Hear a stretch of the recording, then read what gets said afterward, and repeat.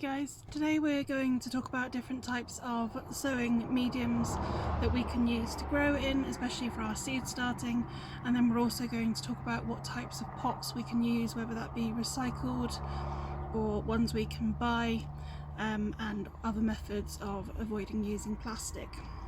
When starting our own seeds, you are often advised to buy seedling compost, which you can do, and it's probably easier for a few people, but it can be more expensive. So a few alternatives to buying that, if you want to, are first of all to sieve your multi-purpose compost, and you can see that there, it's the darker of the two. And then on this side you could also use something like coco, which is coconut husk, and then it's dehydrated and then you rehydrate the blocks, so it's a great way of having it delivered, and it's easier than lugging around very heavy compost if that's something that you need to worry about.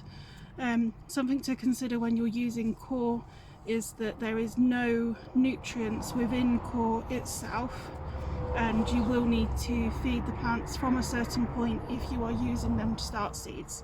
The seeds have everything in them that they need in order to get going, and core works very well. Another option is to make your own seed mix. So this is a mix that I make for soil blocking, and this is sieved compost with core mixed, and then I also add a little bit of sand, and this is used for soil blocking, so I also add some other stuff to this that you wouldn't need to use if you weren't using soil blocking.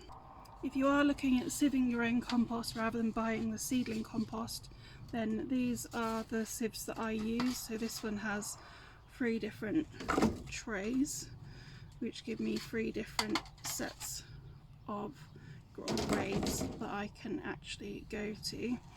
If you don't want to buy one, another option is to pick up one of these, which are mushroom crates, and then just fill with your compost and give it a shake, and you'll have the same outcome of removing any larger bits.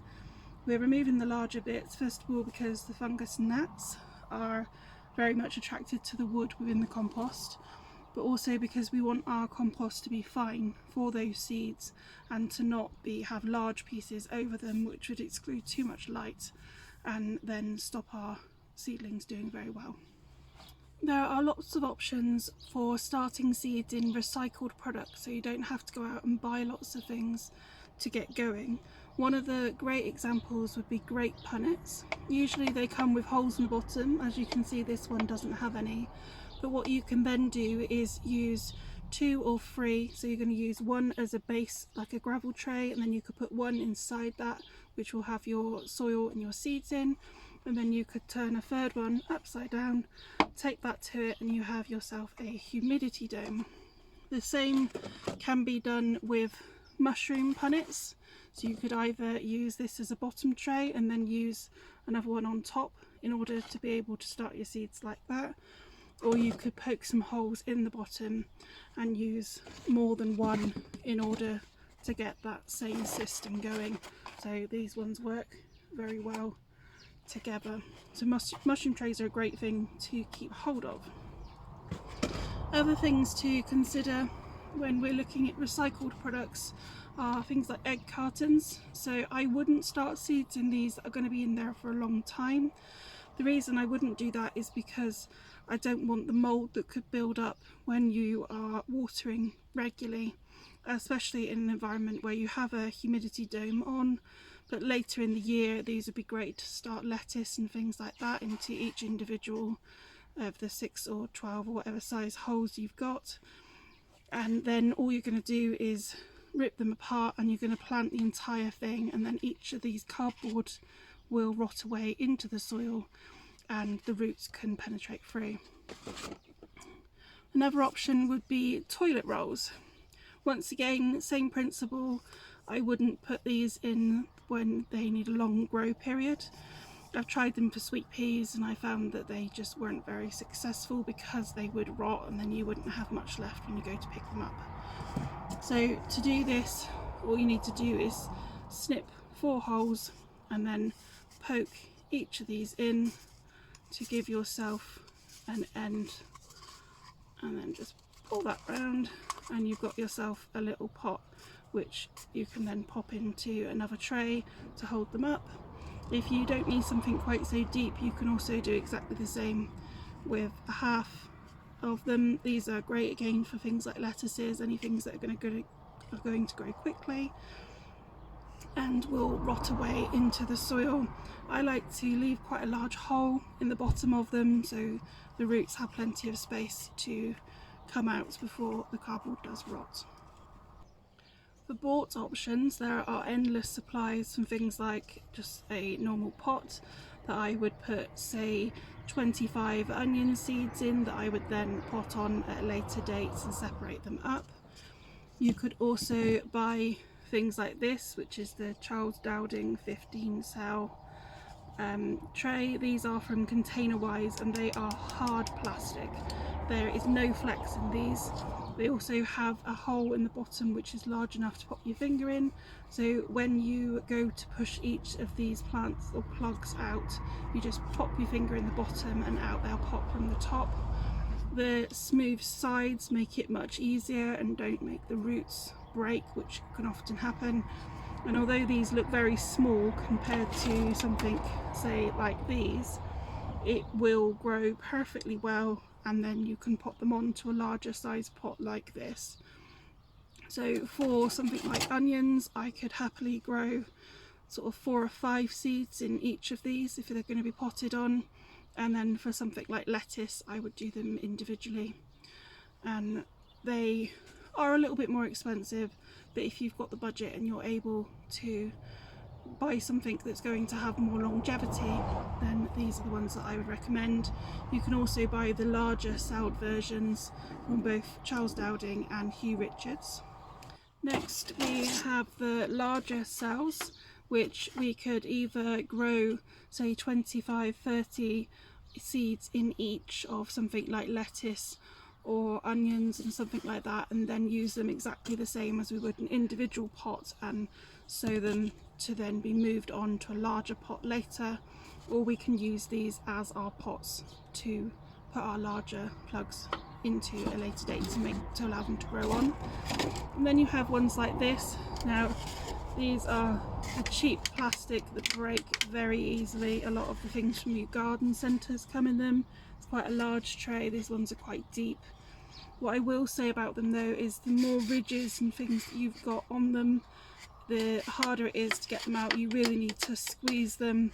There's no huge holes at the bottom to be able to get them out easily, and these end up being used for a couple of seasons if you're really careful with them. I mean, I'll continue to use these with holes in them for a while, and I would pot on things like onion and lettuce into them, but they aren't ideal from. And then the next ones we're going to look at are these larger gravel trays that we can place it in with a humidity dome. So these humidity domes come with sliders on the top, so you can control just how much humidity is in there. I don't necessarily feel that that's needed, because at the end of the day, once your plants are showing their heads, then we want to take things off of the heat mat and off the humidity and then move them under lights.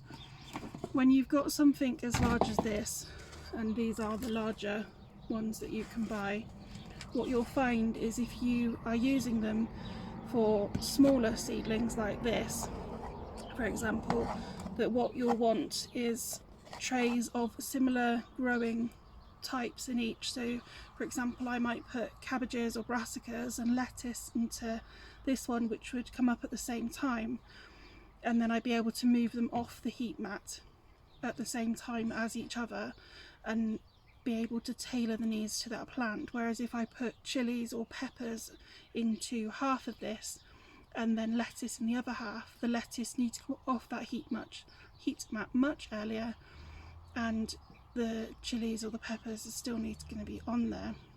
So to have lots of smaller trays is definitely ideal than having lots of bigger ones. These ones, obviously you can get the larger cells that fit into these, not these ones, but larger ones again, and then that's easier for growing them on. These are the gravel trays, are called this, they've got no holes. Traditionally they would have been put with a layer of gravel and then when you're watering your plants, it gives the plant less chance to be waterlogged, because the gravel is going to hide some of it and the roots can make their way down. You can get these domes which are quite sturdy, but then you can also get the cheaper versions like this, which once again won't last a huge amount of time and you'll end up replacing them quite soon. When you are looking for humidity domes, what you do want is a reasonably good fit. If they're not fitting well, the humidity is not going to stay in. So do your research and find ones that match the particular type of tray. And then I have a smaller setup along the same principles here. These ones are actually from B&Q, they're made by Stewart. And then we got the humidity dome, followed by the seed tray with holes in, and then the gravel tray. These ones I use quite a lot for things like onions, where I'm sowing rows of multiple types. You can also get these in quarter sizes, so once again you could take out each tray of the particular type of vegetables that you're growing as their needs change. These are quite sturdy, well made, and are great to use until you're ready to pot up into individual pots or into larger cells. And then finally, just a quick word on soil blocks, because you'll probably hear me mention this quite a bit.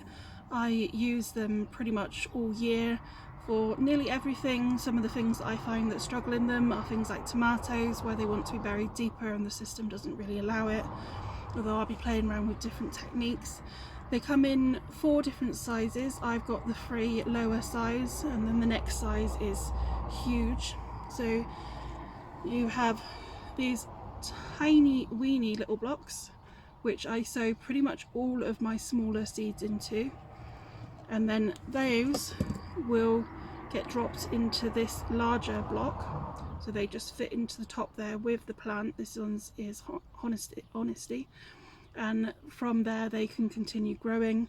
And then the mid version of that is this taller of these ones, which are, you can see, slightly smaller block, but they're still quite tall. So these are my onion seeds that were grown in August, and I use this pretty much for everything after I no longer need to grow in the house, and they provide really healthy seedlings. As you can see, the roots go out the side, and what they do is air prune. So these are they've been up next to another block, and as they air prune and then they don't keep wrapping around, they provide really healthy seedlings. And then you also stop any shock when they're planted out, because the roots aren't dragged out of a pot.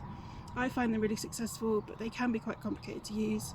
So if you're interested, let me know and I'll do a video on those.